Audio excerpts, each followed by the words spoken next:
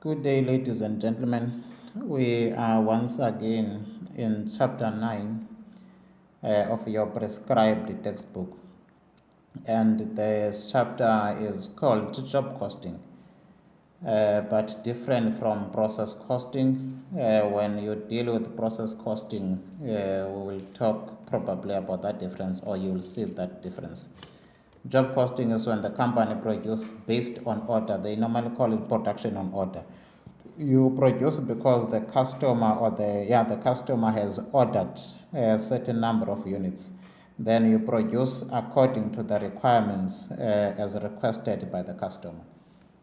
Now, I begin with exercise 9.3. There is 9.2, there's 9.1, but I will go back to 9.1 later on. Also very important on how to complete a job cut. Now 9.3, I like to begin with the requirements. Sometimes I will read the information through. It says by the end of February 2005, only job S201 and job S202 are completed, while job S203 is still in process. So we can see in this chapter called job costing that this company or this business is producing is busy with the process and has completed some of the jobs, meaning this company had these 3 jobs: job S201 and job S202. In other words, you can say order S201, order S202, and order S203. So these were the orders as requested by the 3 possible customers. Then we are required to calculate the cost of job S201 and the cost of job S202. Remember that job S201 and job S202, which is order 201 and order 202, they were completed, so they will be under our finished product. So both of them are finished. But we can see that job or order 203 by the end of February 2005, it is a work in process or an incomplete product or incomplete order. And it is also very important to refresh your knowledge with some of my recordings on chapter 8, which are very close to this chapter, because chapter 8 and chapter 9, they are very closely related in terms of some of the basics. So you might need to refresh in chapter 8, but chapter 8 deals with the ledger and general entries, but here we deal with the order cut. Then number B, we are required to calculate the value of the work that is in process, which is order number 203 at the end of February, which we know that order number 203 is the one that is still in process, meaning incomplete work in process. Then now let us then now begin and do the reading. It says that on the 1st of February, which is the beginning of the period, or the beginning of the production period, because in the requirements we are required to do the calculation of the cost of the completed 2 orders and the value of the incompleted order at the end of February. So we can say that it is the end of the period. And the information that we are provided is at the beginning of the month of February, which is the production month to complete the orders as requested by the customer. On the 1st of February 2005, Nina Ltd has 3 jobs. I think that should be had 3 jobs in process. Job number or order number S202 is a special order for a customer and is to be delivered as soon as it is completed. So now it says the other 2 jobs, which is job S201 and job S202, are to be placed in the storeroom on completion. And the details of the 3 orders or 3 jobs for February are as follows. We are given the 3 jobs, which is order number 201, order number 202, and order number 203. Remember, when I refer to a job, it's the same as the order. So I will be using those terms interchangeably. When I say order, it's the same as the job, and when I say the job, it's the same as the order, because the customer is ordered and we complete the order of the customer, which becomes the job to us. Direct material, which is opening balance, very important to highlight opening balance at the beginning of the period. Opening balance on the 1st of February is divided into 4. Our opening balance is in terms of material, in terms of labor, and in terms of manufacturing overheads. And our manufacturing overheads are 30% of the direct labor cost, and we do have our direct labor cost 2000, and the last one is 1500. That means 30% of 2500 is equal to 750, and 30% of 2000 is 600, and 30% of 1.5 is 450. Most of the times, or sometimes, the overhead amount allocated to each job or order will not be available. Then you have to calculate it. But in the case where it's already calculated to you, then that is not a problem. Remember, for us to calculate this, we needed to calculate first the POR, which is the absorption rate, which is 30%, but we don't know what was our budgeted manufacturing overhead, and we were not given our budgeted base. So if the budgeted base was given and the budgeted overheads were given, then we'll be able to calculate our rate, which we know now is 30% already calculated for us. Then we are now given further the production cost during the month of February. How much cost did we incur during the month of February? We added, or we issued some of the material which were direct, and that amounted to 1000, 1.8, and 1000 respectively. And our direct labor cost that was incurred 1.6, 2000, and 1200.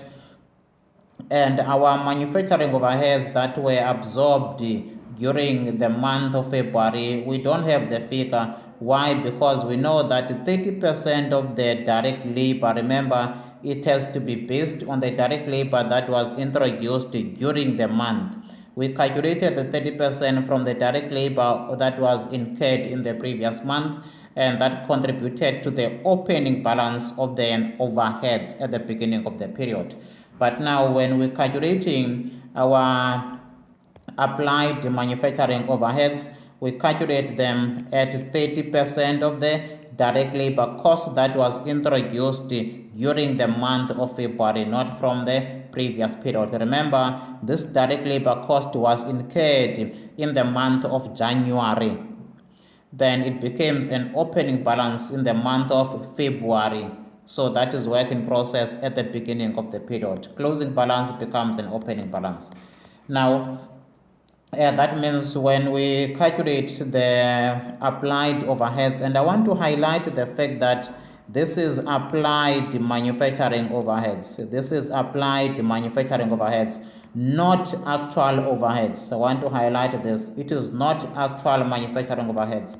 Remember, applied manufacturing overheads is equal to POR, predetermined overhead rate, which in this case is 30%, times by the actual base, and our base is the direct labor hours. Our base is direct labor hours. So now direct labor cost, not hours. So we multiply by the actual base, and our actual labor cost that was incurred during the month of February is 1600 for the first order, and it is 2000 for the second order, and it is 1200 for the third order.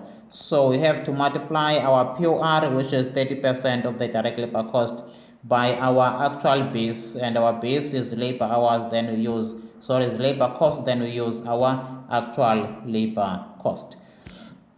Sometimes the base, or sometimes the base is labor hours, so hence I'm making mistake of saying labor hours.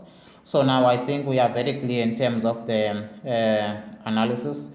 Then we can now do the recording. We have to calculate, remember, the cost of the two jobs first, which is job S201 and job S202, which is the order.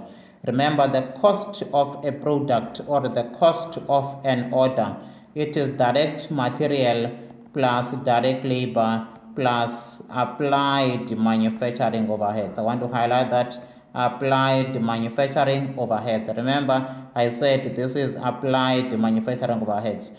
If you are given indirect material cost, indirect labor cost, maybe depreciation and other overheads, those amounts will be for the actual overheads, which we take the actual overheads, we compare it with the applied overheads in order to get to over or under absorbed manufacturing overheads to determine either to overestimate or underestimate our overheads. So we are calculating the cost, but I will just do them all in one table in my own approach. I prefer to combine this in one table, but you can do this job separately and do this one separately, but I always prefer to just combine them. But if your lecturers, they prefer that you separate, please do so. Listen to the instructions of the one who is your teacher. Now we have 3 jobs. Then I have job S201 and job S202 and order, which is job S203. We have opening balance, opening work in process, or we can say work in process on the 1st of February. And the work in process is made of direct material, is made of direct labor, and is made of the applied manufacturing overheads. Applied manufacturing overheads.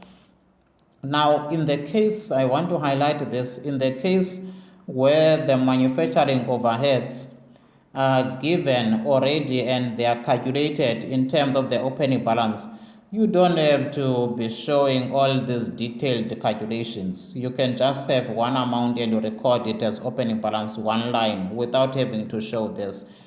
For me, there is no necessity to show that because there is normally no marks for copying figure that are already given. Now our direct material for each job, it is 800, 1.2 and 1000. We have 800, 1.2 and the last one, it is 1000. Then we secondly have our direct labor opening balance. Remember, we are on the opening balance, not yet under the production during the year. So we have our direct labor 2000, 2.5, 2000 and 1.5. We have 2.5, 2000 and 1.5. 2000 and 1.5. Then we go to the applied manufacturing overheads. Remember, I said to you, sometimes this might not be given. So when the applied overheads cost opening balance is not given, but you still need to calculate it, then this becomes important that you show all these 3 workings. So now that will mean you will have to say 2,500 times by 30%, show the workings somewhere separately, and say calculation of the applied manufacturing overheads or absorbed overheads. So now how is that going to be done? Then you say 2,500 times by 30%, which I just say is 0.2. Then you get to the amount that is already given, 750. Then you say 2,000 times by 0.3. Then we get to the given 600 rands. Then we have 1,500 multiplied by 30%. Then we get to the 450, which all these figures were already given, but it's always very important to test if they are really accurate, but you don't have to test, just in case to verify if the lecturer did the work very well. So we have calculated the opening balance, assuming the overheads was not given to us, but it was already given to us. So now we have to draw this line and calculate the total above.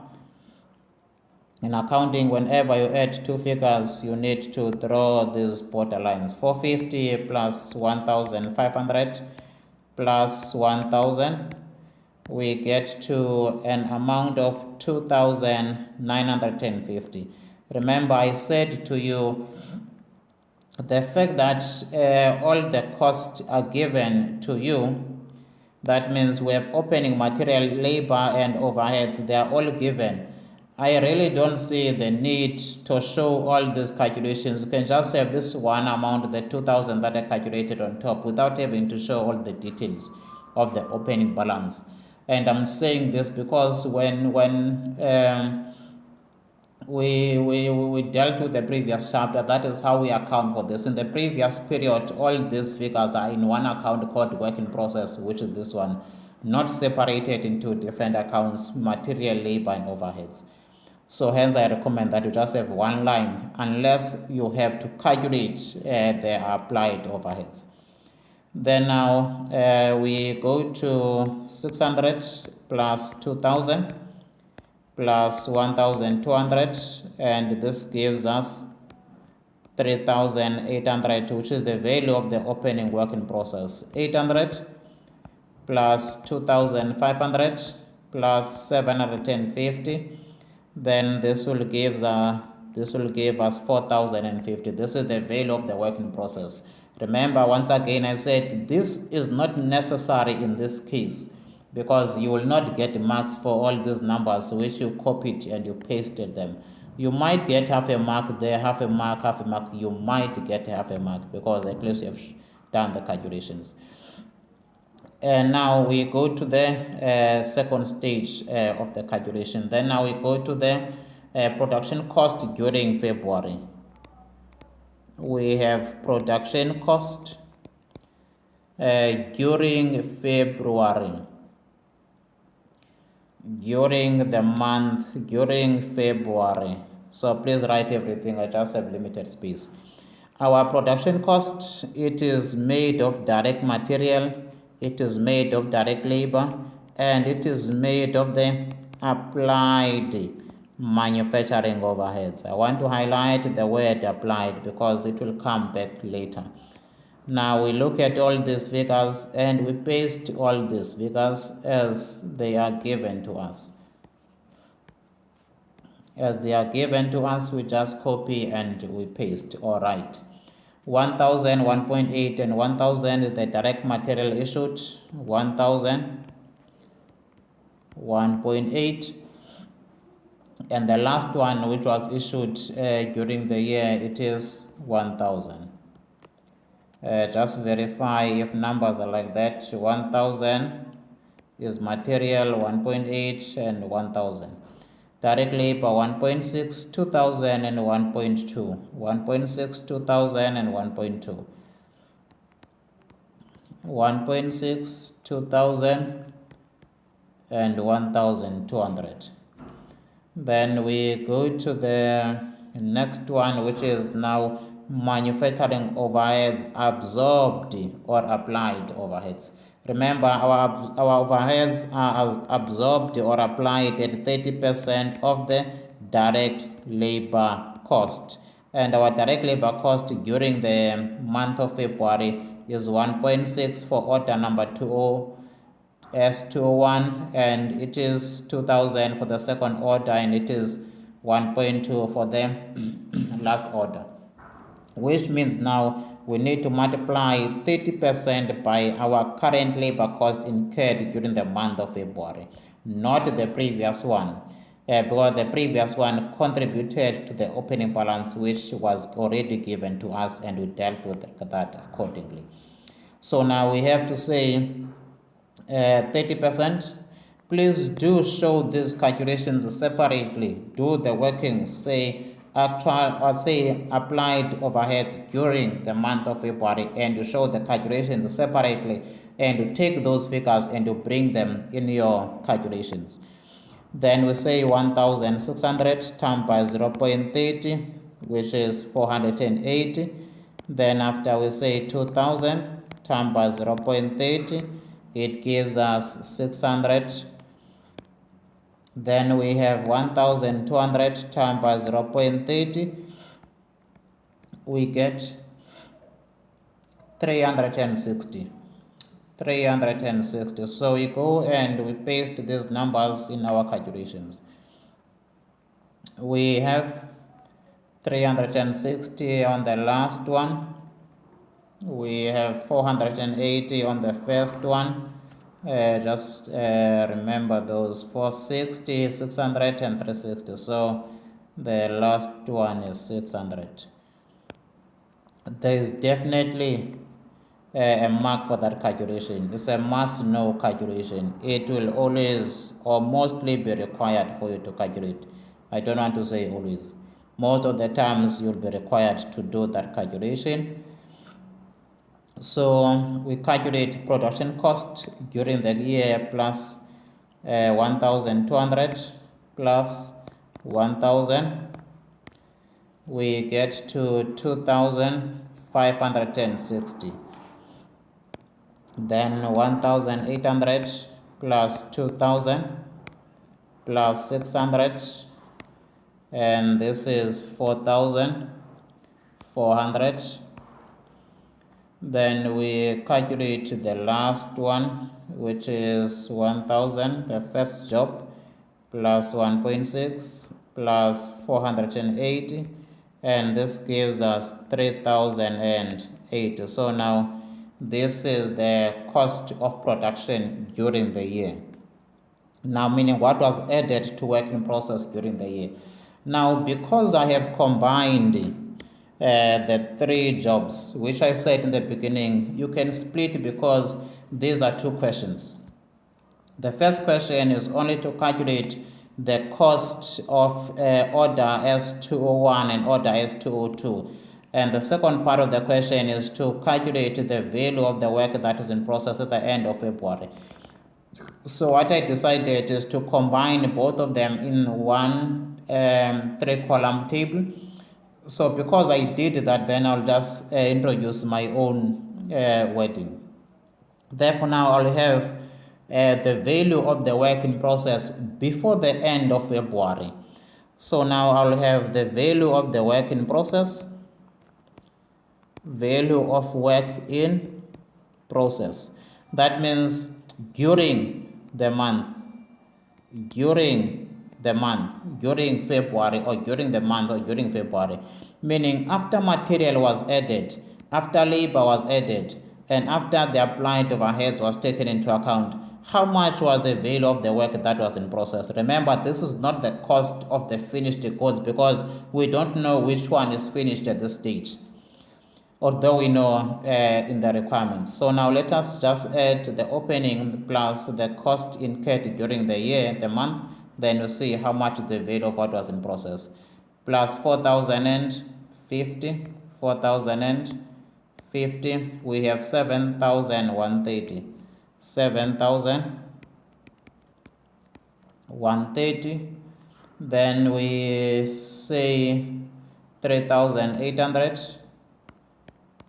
3800 plus 4400, we get 8200. Then after we go to the last one, the last job, which was in process, 2950 plus 2560, it gives us a total of 5510. So now that is the value of the work that is in process during the month, or before the end of the month, or before any other job was finished. Then after we say how much was finished. Finished goods. Some of the goods were finished, and we need to check which job was finished. The job that was finished, they said job S201, order S201 and S202, they were completed. Then that means now when we go to finish the goods, then we are reducing the work in process. and I'm doing this from a ledger account point of view, hence I'm saying the value of the work in process.